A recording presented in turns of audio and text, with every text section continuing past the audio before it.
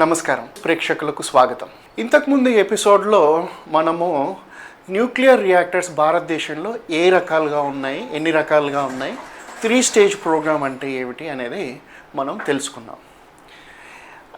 ప్రపంచవ్యాప్తంగా ప్రజలకి ఉన్నటువంటి ఒక భయము అనొచ్చు, ఒక అపోహ అనొచ్చు. ఏమిటి అంటే ఈ న్యూక్లియర్ రియాక్టర్స్ అనేవి ఎంత సేఫ్, అసలు ఇది సేఫా కాదా అనేటువంటి అపోహలు అనేవి ఉన్నాయి. అందులో నిజం ఉంది. ఎందుకు అంటే మనకి ప్రపంచవ్యాప్తంగా 2 డిజాస్టర్స్ అనేవి జరిగాయి. రష్యాలో జరిగినటువంటి చెర్నోబిల్, అదేవిధంగా మనకి జపాన్లో జరిగినటువంటి ఫుకుషిమా. ఈ రష్యాలో జరిగినటువంటి డిజాస్టర్ అనేది పూర్తిగా మానవ తప్పిదం ద్వారా ఆ యొక్క రియాక్టర్ అనేది మనకి బ్లాస్ట్ అవ్వడం అనేది జరిగింది. ఇది ఎప్పుడు జరిగింది? 1986లో. అప్పుడు యుఎస్ఎస్ఆర్ ఉంది. ఇందులో 3,50,000 మంది ప్రజల్ని వాళ్ళ యొక్క అంటే ఒక న్యూక్లియర్ రియాక్ట్ అంటే బ్లాస్ట్ అయినప్పుడు 20 నుంచి 30 కిలోమీటర్లు లేదా 30 నుంచి 45 కిలోమీటర్ల రేడియస్లో ఏ గ్రామాలు, పట్టణాలు అయితే ఉన్నాయో వాళ్ళందరినీ అక్కడి నుంచి వేరే ప్రాంతాలకి తరలించాల్సిన అవసరం ఉంటుంది. ఎందుకంటే ఆ రేడియేషన్ యొక్క ప్రభావం అనేది ఖచ్చితంగా 30 కిలోమీటర్ల వరకు ఉంటుంది. కాబట్టి మనకి అక్కడ 3,50,000 మందిని మనకి వేరే దగ్గరికి రీలొకేషన్ అనేది చేయడం జరిగింది. అదేవిధంగా ఆ ఇక 20 నుంచి 30 కిలోమీటర్ల రేడియస్ ఏదైతే ఉందో అక్కడ ఉన్నటువంటి రేడియేషన్ అనేటువంటిది 20 సంవత్సరాల వరకు ఉంది.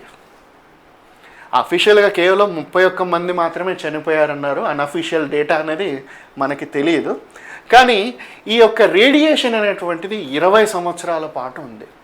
20 సంవత్సరాల పాటు ఒకవేళ ఆ రేడియస్లో ఉన్న వాళ్ళకి క్యాన్సర్ కానీ రకరకాల జబ్బులు అనేవి రావడం అనేది జరిగింది. ఫుకుషిమా అనేటువంటి డిజాస్టర్ 2011లో మనకు వచ్చినటువంటి సునామీ వల్ల ఈ డిజాస్టర్ అనేది సంభవించడం జరిగింది. ఇందులో కూడా 1,54,000 మందిని మనము ఎవాక్యుయేట్ చేయడం జరిగింది. అంతేకాకుండా ఈ రేడియేషన్ కూడా 20 సంవత్సరాల వరకు జరిగింది. మొన్నే వాళ్ళు ఆ యొక్క వాటర్ని సముద్రంలోకి వదలడం అనేది జరిగింది. ప్రపంచ దేశాలు దాని మీద గగ్గోలు కూడా పెడుతున్నారు. అండ్ ఇది కేవలము ఓన్లీ న్యూక్లియర్ రియాక్టర్ పేలిపోవడం మాత్రమే కాదు, ఇది ఒక సునామీ కాబట్టి దాదాపుగా అందులో 2,000 మంది చనిపోవడం అనేది జరిగింది. సో ఇప్పుడు ఈ డిజాస్టర్స్ చూసిన వాళ్ళందరూ కూడా ఏమంటారంటే మనకి ఇది అవసరమా అంటారు. కానీ ఇక్కడ మనం ఒకటి తెలుసుకోవాల్సిన అవసరం ఉంది. ఈ 2 రియాక్టర్లు కూడా ఫేజ్ 1లో ఉన్నటువంటి రియాక్టర్స్. అంటే అందులో న్యాచురల్ యురేనియంని మనం వాడటం అనేది జరిగింది. అంటే దాంట్లోంచి వచ్చినటువంటి వేస్ట్ కానీ దాని యొక్క రేడియో యాక్టివిటీ అనేది 24,000 సంవత్సరాల వరకు ఉంటుంది.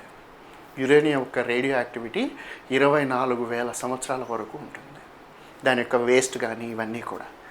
అదే మనకి థోరియం బేస్డ్ రియాక్టర్స్ తీసుకున్నట్లయితే ఆ థోరియంని మనకి ఎక్స్ప్లోజన్గా వాడలేము.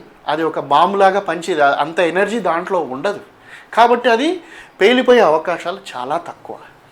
అంతేకాకుండా థోరియం బేస్డ్ రియాక్టర్లో వచ్చినటువంటి యొక్క వ్యర్థాలు అనేటువంటివి చాలా తక్కువ. ఎందుకంటే ఇది బ్రీడర్ రియాక్టర్. దాంట్లోంచి వచ్చినటువంటి వ్యర్థాలు మళ్ళీ తిరిగి అదే రియాక్టర్లోకి పంపి ఉపయోగించడం అనేది జరుగుతూ ఉంటుంది. దీంట్లో గ్రీన్ హౌస్ వాయువులు సున్నా, దాంట్లోంచి వచ్చే వ్యర్థాలు చాలా వరకు నెగ్లిజబుల్.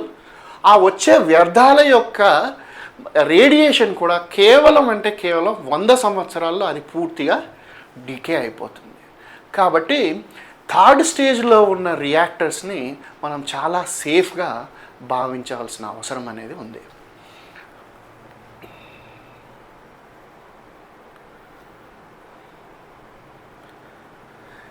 ఇకపోతే మనకి ఈ న్యూక్లియర్ బేస్డ్ మిషన్స్ అనేటువంటివి భారతదేశంలో మొట్టమొదటిసారిగా ఎక్కడ ఉపయోగించడం జరిగింది అంటే కేవలం రియాక్టర్ కాదు, ఒక మిలిటరీ మిషన్లో దీన్ని ఎక్కడ ఉపయోగించడం అనేది జరిగింది ఒక్కసారి ఆలోచించండి. ఇది ఏంటి అంటారంటే దీన్ని నందాదేవి ప్లూటోనియం మిషన్ అంటారు. దీన్ని అమెరికాకు చెందిన సిఐఏ మరియు భారతదేశానికి చెందినటువంటి ఇంటెలిజెన్స్ బ్యూరో అంటే ఐబీ వీళ్ళు కలిసి 1965లో నందాదేవి అంటే హిమాలయాల్లో మనకి సెకండ్ హైయెస్ట్, దాని యొక్క హైట్ 25,643 అడుగులు. ఇంత హైట్కి ఒక రాడార్ని తీసుకొని వెళ్ళి మనకి ఇన్స్టాల్ చేయడం అనేది జరిగింది. ఆ రాడార్కి వచ్చే పవర్ అనేటువంటిది మనకి ఈ న్యూక్లియర్ రియాక్టర్ ద్వారా రావడం జరిగింది. ఈ రాడార్ ఏం చేసిందంటే అప్పట్లో చైనా యొక్క న్యూక్లియర్ ప్రోగ్రామ్ని మనం స్పై చేయడం కోసం, అంటే అంత హైట్కు వెళ్ళి న్యూక్లియర్ ప్రోగ్రామ్ ఎక్కడైతే జరుగుతుందో అక్కడ రేడియేషన్ అనేది వస్తుంది. ఆ రేడియేషన్ని కనిపెట్టే సెన్సర్స్ని మనము అక్కడ డిప్లాయ్ చేయడం అనేది జరిగింది. ఇది కొన్ని నెలల పాటు బాగానే సాగింది. అక్కడ మనకి ఎటువంటి ఇన్ఫర్మేషన్ రాలేదు. కొన్ని నెలల్లో ఏం జరిగింది అంటే అక్కడ ఒక పెద్ద అవలాంచ్ రావడం అనేది జరిగింది. అంటే మనకి మంచు ఇట్లా కిందికి పడిపోతూ ఉంటుంది కదా, అలా ఆ మంచు అవలాంచ్ రావడం అనేది జరిగింది వాతావరణ పరిస్థితుల వల్ల. దానివల్ల అక్కడ పనిచేసే సైంటిస్టులు అందరూ కూడా ఈ రియాక్టర్ని, ఆ యొక్క యాంటీనా, దానికి సంబంధించిన పరికరాలని అక్కడే వదిలేసి బేస్కి రావడం అనేది జరిగింది. తిరిగి వాళ్ళు వెళ్ళిపోయి చూసేప్పటికి అక్కడ రియాక్టరు లేదు, ఎటువంటి పరికరాలు కూడా లేవు. ఏమైంది? అవి ఆ మంచుతో పాటు ఎక్కడో సమాధి చేయబడ్డాయి. అండ్ ఈ యొక్క రియాక్టర్ యొక్క సేఫ్టీ టైము 100 సంవత్సరాలు. 100 సంవత్సరాల తర్వాత అది ఎప్పుడు ఏమవుతుందో తెలీదు. కాబట్టే భారతదేశం ఇప్పటి వరకు ఈ నందాదేవి పర్వత ప్రాంతాలన్నింటినీ కూడా మనకి ఫోర్టిఫై చేయడం అనేది జరిగింది. ఫోర్టిఫై అంటే అక్కడికి మనకి సివిలియన్స్ కానీ ఎవరు వెళ్ళడం అనేది జరగదు. సో ఇది మనకి ఈ నందాదేవి ప్లూటోనియం యొక్క మిషన్. ఇదే మనకి భారతదేశంలో జరిగినటువంటి ఒక చిన్న యాక్సిడెంట్. ఇకపోతే ఇంతకుముందు మనం చెప్పుకున్నట్టు థర్డ్ స్టేజ్లో పూర్తిగా మనము థోరియంని వాడడం జరుగుతుంది. అదే రియాక్టర్లోంచి వచ్చినటువంటి ప్లూటోనియంని మళ్ళీ అదే యురేనియంని మళ్ళీ అదే రియాక్టర్లో వాడతాం. అంటే టెక్నికల్గా అందులో ఉపయోగించేటువంటి ఫ్యూయల్ థోరియం. 80% థోరియం ఉంటుంది, 20% యురేనియం అనేది ఉంటుంది. సో దీన్ని మనకి ఎందుకు ఉపయోగించాలి, ఎందుకు మనం ఆ థోరియం బేస్డ్ రియాక్టర్ని వాడాలంటే ఇంతకుముందు చెప్పుకున్నట్టు మన భారతదేశం అనేది న్యూక్లియర్ సప్లై గ్రూప్లో మెంబర్ కాదు. మనకి యురేనియం కానీ ఇటువంటివి మనం తీసుకోవాలి అంటే ఎన్నో అంతర్జాతీయ ఆంక్షల్ని మనం ఎదుర్కోవాల్సిన అవసరం ఉంది. అందుకోసం మనం ఇప్పుడు కొద్ది మోతాదులో మనం కెనడా నుంచి, కొద్దిగా మనం రష్యా నుంచి తీసుకొని మన యొక్క రియాక్టర్స్ని నడుపుకోవడం అనేది జరుగుతూ ఉంటుంది. అదే మనం పెద్ద మొత్తంలో మన యొక్క రియాక్టర్స్ని కనుక తయారు చేయాలంటే మనకి యురేనియం సప్లై చేసేవాళ్ళు లేరు. సో భారతదేశం యొక్క మొత్తము పవర్ జనరేషన్లో న్యూక్లియర్ పవర్ యొక్క వాటా కేవలం 3% మాత్రమే. ఎందుకంటే మన దగ్గర యురేనియం అనేది లేదు. కానీ ఇక్కడ మనకి India has 11.93 million tonnes of monazites. ఈ మోనోజైట్స్ అనేటువంటి మూలకంలో మనకి థోరియం అనేది ఉంటుంది. ఇది మనకి ఎక్కడెక్కడ కనపడింది? Andhra Pradesh, Odisha, Tamil Nadu, Kerala, west Bengal and Jharkhand. వీటిని ఎవరు అప్రూవ్ చేశారు? ఇంటర్నేషనల్ అటామిక్ ఎనర్జీ ఏజెన్సీ కూడా మనం దీనికి అప్రూవ్ చేయడం అనేది జరిగింది. ఎందుకంటే మనం ఎన్ఎస్జీలో మెంబర్ కాదు, కానీ ఇంటర్నేషనల్ అటామిక్ ఎనర్జీ ఏజెన్సీలో మనం మెంబర్స్. సో ఇక్కడ మనకి మనం తయారు చేసుకోవాల్సినటువంటి థోరియం అనేటువంటిది ఏదైతే ఉందో అది 11.39 మిలియన్ టన్స్లో నుంచి మోనోజైట్స్ని కనుక మనం ప్రాసెస్ చేస్తే అందులోంచి 1.07 మిలియన్ టన్స్ యొక్క థోరియం అనేది మనకి రావడం అనేది జరుగుతూ ఉంటుంది. ఈ థోరియం అనేటువంటిది భారతదేశానికి సంబంధించిన యొక్క ఎనర్జీ నీడ్స్ని 350 సంవత్సరాల నుంచి 500 సంవత్సరాల వరకు మనకి ఈ ఈ 1.707 బిలియన్ టన్స్ యొక్క థోరియం అనేది సరిపోతూ ఉంటుంది. ప్రతి ఏటా 500 గిగావాట్ ఎనర్జీని మనం తయారు చేయవచ్చు. ప్రతి ఏటా 500 గిగావాట్ ఎనర్జీని మనం తయారు చేయవచ్చు. ప్రస్తుతానికి భారతదేశం యొక్క టోటల్ ఎనర్జీనే నాకు తెలిసి 400 నుంచి 450 గిగావాట్స్ ఉంటుంది. కానీ మన ఈ థోరియంని కనుక పూర్తిగా ఎక్స్ప్లాయిట్ చేయగలిగినట్లయితే దాదాపుగా 500 గిగావాట్స్ ఎనర్జీని 300 నుంచి 500 సంవత్సరాల వరకు తయారు చేసుకోవచ్చు. ఏది మన దగ్గర ఉన్న రిసోర్సెస్ తోటి. కానీ ఇక్కడ వచ్చినటువంటి ఛాలెంజెస్ ఏమిటి అంటే, ఇక్కడ ఉన్నటువంటి మోనోజైట్ నుంచి థోరియంని వెలికి తీసేటువంటి టెక్నాలజీ కూడా కొత్త టెక్నాలజీ. ఎందుకంటే ప్రపంచంలో ఎవరు దీన్ని ట్రై చేయలేదు. అండ్ ఇది కొంత కాంప్లెక్స్ టెక్నాలజీ.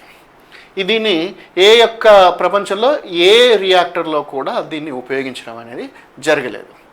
ఇక చూస్తే మన దగ్గర ఉన్నటువంటి టెక్నాలజీ ఇంతకుముందు చెప్పుకున్నట్టు advanced pressurized heavy water based మోడరేటర్ని కనుక మనం ఉపయోగించినట్లయితే దాంట్లోంచి వచ్చే ప్లూటోనియంని మళ్ళీ వాడి మనకు కావాల్సినంత ప్లూటోనియం తయారు చేసుకొని ఆ తర్వాత మాల్టెన్ సాల్ట్ రియాక్టర్లో పూర్తిగా 100% థోరియం అనేది ఉపయోగించుకోవచ్చు.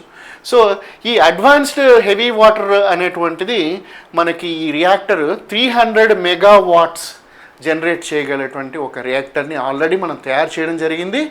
దీన్ని ఈ ఇంటర్నేషనల్ అటామిక్ ఎనర్జీ ఏజెన్సీ యొక్క అప్రూవల్ కూడా మనకి రావడం అనేది జరిగింది. అంటే it is ready to deploy. So ఇంతకుముందు చెప్పుకున్నట్టు ఈ థోరియం రియాక్టర్లో గ్రీన్ హౌస్ వాయువులు ఉండవు. ఇది చీపర్. అంతేకాకుండా ఇది మన దగ్గర దొరికేటువంటి రిసోర్సెస్తో మాత్రమే మనం దీన్ని తయారు చేసుకోవచ్చు. సో ఇంతకుముందు చెప్పుకున్నట్టు ఈ 3 ఫేజ్ న్యూక్లియర్ ప్రోగ్రామ్ యొక్క గోల్స్ అనేవి ఏమిటో చూసుకుందాం. ఇప్పటివరకు మనకి యునైటెడ్ నేషన్స్ యొక్క క్లైమేట్ చేంజ్ కౌన్సిల్ CCC 3 Cలు ఉండాలి. దీంట్లో మనకి 2022లో మనం ఇచ్చిన కమిట్మెంట్ ఏమిటి అంటే 2030 సంవత్సరం వరకు మన యొక్క ఏదైతే కర్బన ఉద్గారాలు ఏవైతే ఉన్నాయో వాటిని 45% తగ్గించుకోవాలి. దేంతో కంపేర్ చేస్తే 2005లో ఏదైతే కర్బన ఉద్గారాలు ఉన్నాయో వాటిని 2030 నాటికి 45% తగ్గించుకోవాల్సిన అవసరం అనేది ఉంది. ఈ కర్బన ఉద్గారాలు ముఖ్యంగా మనకి ఇక్కడ బొగ్గు ఆధారిత పవర్ ప్లాంట్స్లోంచి మనకి ఎక్కువగా రావడం అనేది జరుగుతూ ఉంటుంది. అందుకోసం మనం ఏం చేయబోతున్నామంటే వాటిని పూర్తిగా రిప్లేస్ చేయడం ఇంత త్వరగా కష్టం కాబట్టి 2030 వరకు మనం జనరేట్ చేసే విద్యుత్తులో 30% ఈ థోరియం బేస్డ్ ఎనర్జీని ఉపయోగించుకునే విధంగా మనం ప్లాన్స్ చేస్తున్నాం. దీంతోపాటు సోలార్ అండ్ విండ్ కూడా ఉంటుంది. మనం ఇంతకుముందు చెప్పుకున్నట్టు 3 decades తర్వాత మనకి సరిపడ ప్లూటోనియం అనేది తయారవుతుంది. అప్పుడు మనం పూర్తిగా 70 to 80% మనము థోరియం బేస్డ్ న్యూక్లియర్ పవర్ ప్లాంట్స్ని మనం పెట్టుకునే అవకాశం ఉంటుంది. ఇప్పుడు ఏ విధంగా అయితే ఫ్రాన్స్, జర్మనీ లాంటి దేశాలు అయితే మనకి 70% వాళ్ళు న్యూక్లియర్ ఎనర్జీని సాధించారో మనం కూడా దాన్ని థోరియం బేస్డ్ విద్యుత్తో రాబోయే 3 దశకాల్లో మనం దాన్ని తయారు చేసుకునే అవకాశం అనేటువంటిది ఉన్నది. అంతేకాకుండా ఇక్కడ మనకి భారతదేశంలో చూసినట్లయితే ఇప్పుడు టెస్లా రావడం అనేది జరుగుతుంది. అదేవిధంగా సెమీ కండక్టర్స్ తయారు చేసేటువంటి తైవాన్ కంపెనీస్ టాటా కంపెనీస్తో మెర్జ్ అయిపోయి జాయింట్ వెంచర్లో మనకి భారతదేశంలో పెట్టడం అనేది జరుగుతూ ఉంటుంది. అదేవిధంగా ఐఫోన్స్ కూడా రావడం అనేది జరిగాయి. సో ఇక్కడ ఈ కంపెనీలు చూసినట్లయితే వారి యొక్క విద్యుత్ అవసరాలు మెగావాట్లో ఉండవు, వారి యొక్క విద్యుత్ అవసరాలు గిగావాట్స్లో ఉంటాయి. అంటే ఇలాంటి కంపెనీస్ మనకి భారతదేశంలోకి రావాలి అంటే అంత ఎలక్ట్రిసిటీ కూడా మన భారతదేశంలో ఉండాలి. అంత ఎలక్ట్రిసిటీని, క్లీన్ ఎనర్జీని, అంటే గ్రీన్ హౌస్ వాయువుస్ని అంటే కర్బన ఉద్గారాలు లేకుండా తక్కువ కాస్ట్లో సస్టైనబుల్ అంటే దీర్ఘకాలికంగా ఒక సేఫ్ అండ్ సెక్యూర్గా ఉండేటువంటి ఒక విద్యుత్ వ్యవస్థని మనం తయారు చేసుకోవాల్సిన అవసరం ఉంది. సో ఈ అవసరాలైనటువంటి మనకి థోరియం ద్వారా ఫుల్ఫిల్ అయ్యే అవకాశాలు ఉన్నాయి. అంటే కేవలం క్లీన్ అండ్ గ్రీన్ ఎనర్జీ మాత్రమే కాదు, ఎన్నో మన గిగా ఫ్యాక్టరీలకు కూడా మన విద్యుత్ని సప్లై చేసి తద్వారా మన జీడిపిని పెంచుకోవడం అనేది జరుగుతూ ఉంటుంది. అండ్ ఇక్కడ మనం చూసుకున్నట్లయితే ఈ యొక్క న్యూక్లియర్ రియాక్టర్ అంటే థోరియం బేస్డ్ న్యూక్లియర్ రియాక్టర్ని ఇంతవరకు ప్రపంచంలో ఎవరు చేయలేదు, ఎవరు కూడా ప్రాక్టికల్గా యూస్ చేయలేదు, ప్రోటోటైప్ చేశారు. సో దీన్ని పూర్తిగా భారతదేశంలోనే తయారు చేసుకునే అవకాశం అనేటువంటిది మనకి ఉంది. అండ్ అంతేకాకుండా ఇంతకుముందు చెప్పుకున్నట్టు ఇది శాంతియుత ప్రయోజనాలు. మనకి మిలిటరీ ప్రయోజనాలు చూసినట్లయితే ఇంతకుముందు చెప్పుకున్నట్టు సబ్మెరిన్స్ కానీ ఎయిర్ క్రాఫ్ట్ క్యారియర్లో కానీ దానికి సరిపడ విద్యుత్ అనేటువంటిది మనం తయారు చేయాలి అంటే అది కూడా థోరియం బేస్డ్ రియాక్టర్తోనే మనం చేసుకొని మన యొక్క దేశ భద్రతను కూడా మనకి ఈ విద్యుత్తో సెక్యూర్ చేయడం అనేది జరుగుతుంది.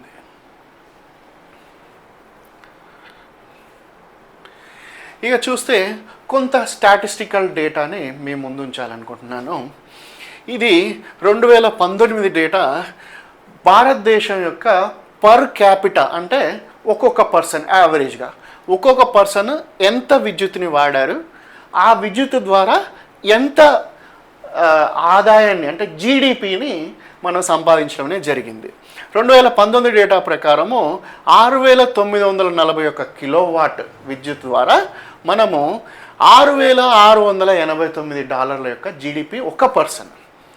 మనకి 170 కోట్లు మల్టిప్లై చేస్తే మనకి 3.8 బిలియన్ దాకా మనకి ఇప్పుడు ప్రజెంట్ మనకు ఉంది. 2019 డేటా ఎంత ఉందో మనం దీన్ని బట్టి క్యాల్కులేట్ చేసుకోవచ్చు. ఇదే 2019 టైంలో చైనా మనకి 27,883 కిలోవాట్స్ని వాడి $15,978 జీడిపిని మనకి ప్రొడ్యూస్ చేయడం అనేది జరిగింది.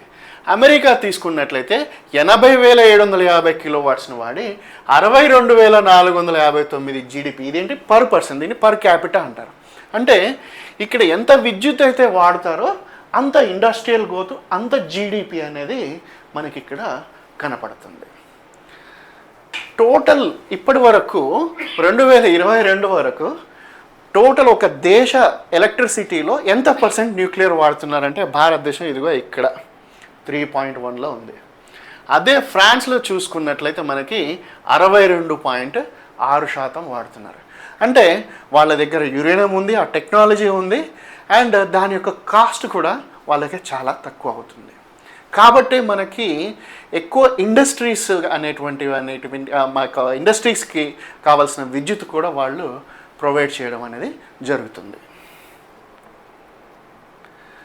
ఇకపోతే భారతదేశంలో తయారయ్యేటువంటి విద్యుత్ యొక్క పర్ యూనిట్ కాస్ట్ మనకి 2002లో ₹6.29 ఇది జనరేషన్ కాస్ట్. సో మనకి థోరియం వాడినట్లయితే ఇది చాలా తక్కువయ్యే అవకాశాలనే ఉన్నాయి.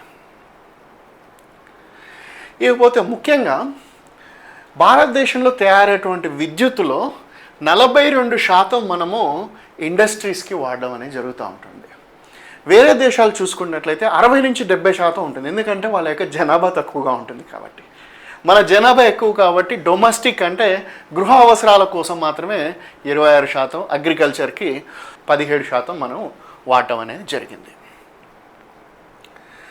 ఇక చూసినట్లయితే ఇక్కడ మనకి న్యూక్లియర్ ఎనర్జీ యొక్క కాస్ట్ అమెరికాలో చూసుకున్నట్లయితే మనకి $98.6 పడితే, అదే మన కోల్ బేస్డ్ వచ్చేసి 100 నుంచి 145 పడుతుంది. మన భారతదేశంలో అంటే ఇప్పుడున్నటువంటి న్యూక్లియర్ ఫేజ్ 1 ఇది ఫేజ్ 3 కాదు, ఫేజ్ 1 $83 న్యూక్లియర్ది పడితే 76 నుంచి $105 మనకి కోల్ బేస్డ్ ఎనర్జీ అనేది జనరేట్ చేయడంలో ఖర్చు అవుతుంది. మన దగ్గర గ్యాస్ అనేటువంటి టర్బైన్స్ అనేవి లేవు.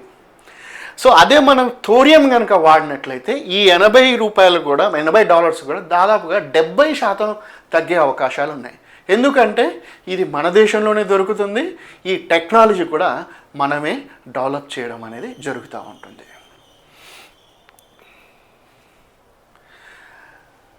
సో చూశారు కదా, మనకి ఈ థోరియం బేస్డ్ విద్యుత్తు మన భారతదేశ యొక్క అభివృద్ధిలో ఎంతగా అవసరమో, దీనికి సంబంధించినటువంటి ఏమైనా మీకు ప్రశ్నలు ఉంటే దయచేసి వీడియోలో కామెంట్ చేయండి. అంతేకాకుండా ఈ వీడియోని అందరికీ షేర్ చేయండి, సబ్స్క్రైబ్ చేయండి. నమస్తే.